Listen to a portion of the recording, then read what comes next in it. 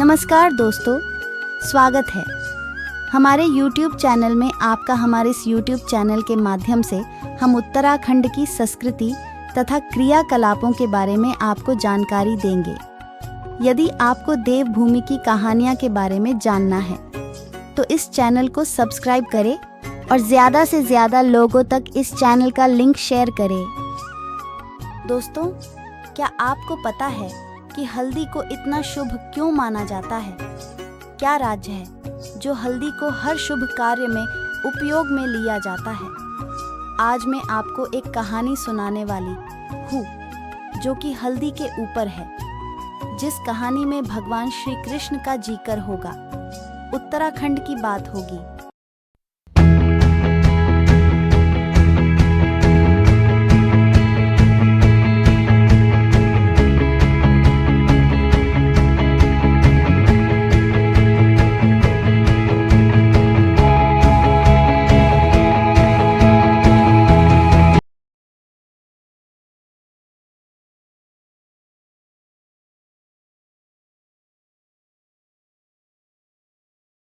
बहुत समय पहले की बात है। भगवान श्री कृष्ण उत्तराखंड देवभूमि के एक छोटे से गांव में जाते हैं। गांव से कुछ दूरी पर एक नदी बहती थी। भगवान नदी के किनारे बैठकर नदी में पैरों को सहलाने लगते हैं और नदी का आनंद लेने लगते हैं। उस नदी में कुछ दूर पर एक स्त्री स्नान कर रही थी जिसका नाम कुसुम्बा था। भगवान उसको देखकर मन ही मन में उसको प्रेम करने लगे। कुसुम्बा भगवान को देखकर मोहित हो गई, परंतु उसको डर था कि कोई उसको देख न रहा हो, क्योंकि वो पहले से विवाहित थी। इसलिए वो नदी से अपने घर लौट जाती है और अपने दिल से ये ख्याल निकल देती है कि मैं किसी से आज नदी किनारे मिली हूँ। परंतु भगवान को उसका रूप रंग इतना पसंद आया कि उनसे रहा नहीं गया। भगवान कुसुम्बा को सरे जंगल और नदी में ढूंढने लगे, परंतु तब तक वो चली गई थी। कुछ ही दूर पर ग्वाले दिखे जो कि जंगल में गाय बछी चुगा रहे थे। भगवान उनके पास जाकर उस नारी का पूछते हैं, परंतु ग्वाले बोलते हैं कि हम उस नारी का पता तो बता देंगे, लेकिन हमें आप उसके बदले आप दोगे। भगवान श्री कृष्णा बोलते हैं कि आपको जो भी वस्तु चाहिए मैं आपको अभी दे सकता हूँ, बोलो आपको क्या चाहिए। तो ग्वाले बोलते हैं कि हमें तिल चाहिए।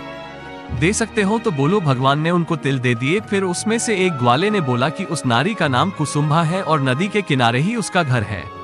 इस प्रकार से भगवान श्री कृष्णा को कुसुम्बा के घर का पता मिल गया। भगवान श्री कृष्णा कुसुम्बा को देख के बहुत खुश हुए। कुसुम्बा भगवान श्री कृष्णा से बोलती है कि आपका क्या नाम है और आप किस कार्य के लिए मेरे घर आए हो? भगवान कुछ नहीं बोलते, सिर्फ कुसुम्बा को देखते हैं और मन ही मन उससे प्रेम करते हैं। फिर कुछ देर बाद भगवान बोलते हैं, मेरा नाम कृष्ण है, मैं द्वारिका में रहता हूँ। कुसुम्बा हंसने लगी और बोली कि अगर तुम कृष्णा हो तो मैं भी राधा हूँ। अनजाने में कुसुम्बा भगवान को नहीं पहचान पाई। फिर भगवान बोलते हैं कि आपके घर में तो कोई दिख नहीं रहा है, आपके स्वामी कहाँ है? तो कुसुम्बा बोलती है कि वो तो किसी काम से दूसरे गाँव में गए हैं, 1-2 दिन में आएंगे। फिर भगवान बोलते हैं कि मुझे भूख लगी है, क्या आप मुझे भोजन बना के दे सकते हो? तब कुसुम्बा मान जाती है और भगवान के लिए भोजन का इंतजाम करती है, परंतु उसके घर में खाने के इसलिए वो बोलती है कि रुको मैं गांव में जाकर आती हूँ। वो गांव में जाकर किसी का घर से चावल मांग के ले आती और फिर खीर बना के भगवान को भोजन करवाती है, परंतु रात होने ही वाली होती है। इसलिए भगवान कुसुम्बा को बोलते हैं कि मुझे आज रात रहने के लिए जगह दे दो, मैं कल सुबह चले जाऊंगा। परंतु कुसुम्बा माना कर देती है, क्योंकि वो एक विवाहित नारी थी। इसलिए कुसुम्बा ने भगवान माना कर दिया, लेकिन वो फिर सोचती है कि रात होने वाली है, नदी में पानी भर गया है, जंगल में जंगली जानवर रहते हैं, इसलिए वो सोचती है आज इनको रहने देती हूँ, कल तो वैसे भी चले जाएंगे।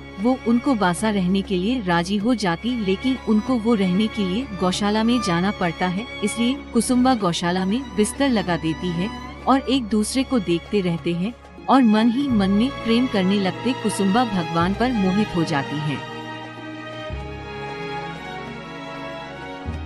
रात होने ही वाली होती है कि तभी कुसुम्बा के पति, जिसका नाम नरु कोहली था, वो वापस घर आ जाते हैं और जोर जोर से दरवाजा बजाने लगता है, लेकिन उसे कोई जवाब नहीं मिलता। फिर वो सोचता है कि शायद कुसुम्बा गांव में गई होगी, इसलिए वो गांव में ढूंढने लगता है। जोर जोर से आवाज मारता है, परंतु उससे कुछ भी जवाब नहीं मिलता। अब वो अपनी गौशाला जाता है। वहाँ पर वो देखता है कि दरवाजा अंदर से बंद है। वो दरवाजे पे कान लगा के सुनता है तो गौशाला में उसे पायल की आवाज सुनाई देती है। वो समझ गया कि कुसुम्बा के साथ कोई तो है जो अंदर गौशाला में है, इसलिए वो गुस्से में दरवाजा तोड़ने की कोशिश करने लगा। उसने अपनी कुल्हाड़ी से दरवाजा तोड़ दिया। अंदर कुसुम्बा डर के मारे कांपने लगी थी, लेकिन गौशाला की खिड़की से उसने भगवान श्री कृष्णा को भागने के लिए बोला। भगवान ने ऐसा ही किया। वो खिड़की को तोड़कर बाहर निकल गए, लेकिन कुसुम्बा के पति को यह देखकर और भी गुस्सा आया।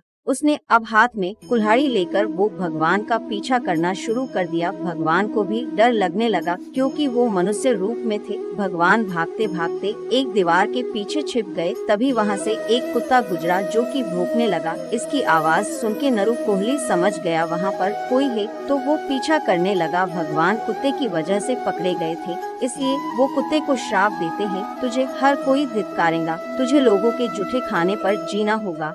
अब भगवान फिर गायब हो जाते हैं। नरु कोहली उनका फिर से पीछा करने लगता है। इस बार भगवान भागते भागते एक केले के पेड़ के पीछे छिप जाते, परंतु नरु कोहली भगवान को फिर से पकड़ लेता है। तो भगवान फिर से गुस्सा हो जाते हैं और केले के पेड़ को श्राप देते हैं कि तू सिर्फ एक बार ही फल दे पाएगा, 1 साल में सिर्फ एक बार, अगले साल तुझे कोई पसंद नहीं करेगा। एक बार फिर भगवान वहाँ से गायब हो जाते हैं। नरु कोहली फिर उन्हें पकड़ने की कोशिश करता है। इस बार भगवान बिच्छू घास के अंदर बैठ जाते हैं, परंतु इस बार नरु कोहली फिर से उन्हें पहचान लेता है। तो भगवान बिच्छू घास को भी श्राप देते हैं कि तेरे सारे शरीर में कांटे हो जाए, तुझे जहरीले पेड़ों में गिना जाए, तेरे आसपास भी कोई न आए। और फिर ये बोल के भगवान फिर गायब हो जाते हैं। भगवान फिर से भागने लगते हैं। भागते भागते वह एक खेत में पहुंचते हैं, जहां पर हल्दी का पौधा होता है। भगवान हल्दी के अंदर छिप जाते और फिर नरु कोहली उन्हें ढूंढ नहीं पाता और अपने घर लौट जाता है। इस प्रकार हल्दी ने भगवान का मन रखा तो भगवान श्री कृष्ण खुश हुए और हल्दी को शुभंसनगली या शुभमंगली का वरदान दिया। और भगवान बोले कि आज से मैं तुझे अपने मस्तक में विराजमान करता हूँ। जब भी कोई शुभ कार्य होगा तब तब तेरा स्मरण होगा, तुझे मैं आज से शुभमंगली का नाम देता हूँ, तथास्तु। तो दोस्तों, ये थी हल्दी की कहानी। आप लोगों से निवेदन है कि इस वीडियो को ज्यादा से ज्यादा लोगों तक शेयर करें। धन्यवाद। जय भारत, जय देवभूमि।